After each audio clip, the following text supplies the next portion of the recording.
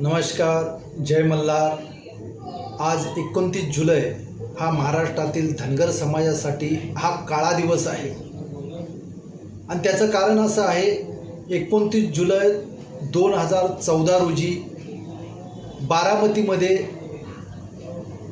भारतीय जनता पक्षाचे तत्कालीन प्रदेश अध्यक्ष देवेंद्र फडणवीस साहेब यांनी तिथे धनगर समाजाचं उपोषण चालू होतं आणि त्या उपोषण दरम्यान त्या ठिकाणी उपस्थित राहून त्या धनगर समाजाला त्यांनी आश्वासन दिलं होतं की आमच्या पक्षाला तुम्ही मतदान करा, आमच्या पक्षाला तुम्ही मतदान केलं, आम्ही सत्तेत आलो तर पहिल्या कॅबिनेटमध्ये धनगर समाजाच्या आरक्षणाचा प्रश्न मार्गी लावू।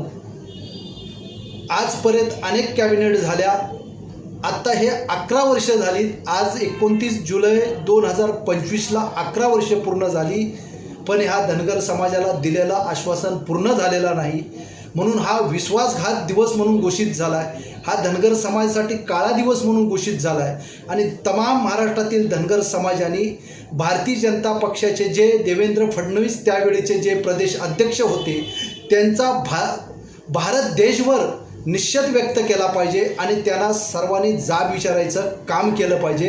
कारण 2 कोटी धनगर समाजाची फसवणूक केलेली आहे, राजकीय, सामाजिक, शैक्षणिक हत्या करण्याचं काम केलेलं आहे आणि शेवटच्या घटकाला आजपर्यंत काहीच मिळालेलं नाही। आमच्या मताचा त्यांनी वापर केलेला आहे, आमची फसवणूक करून सत्तेत बसायचं काम केलेलं आहे आणि एका समाजाला फसवल्यामुळे कारवाई करण्यासंदर्भात मागणी केली पाहिजे आणि येणाऱ्या काळात ह्या दिलेलं आश्वासन त्यांनी पूर्ण करावं। ह्याकरिता धनगर समाजाने रस्त्यावरची लढाई लढायला सुरुवात केली पाहिजे। आम्ही ही सज्ज आहोत, तुम्ही ही सज्ज व्हा आणि देवेंद्र फडणवीस यांना जाब विचारायचा आहे। 2014 रोजी जो आम्हाला शब्द दिला होता, आज तुम्ही सत्तेत आहात, आता केंद्रातही तुमची सत्ता आहे, राज्यातही तुमची सत्ता आहे।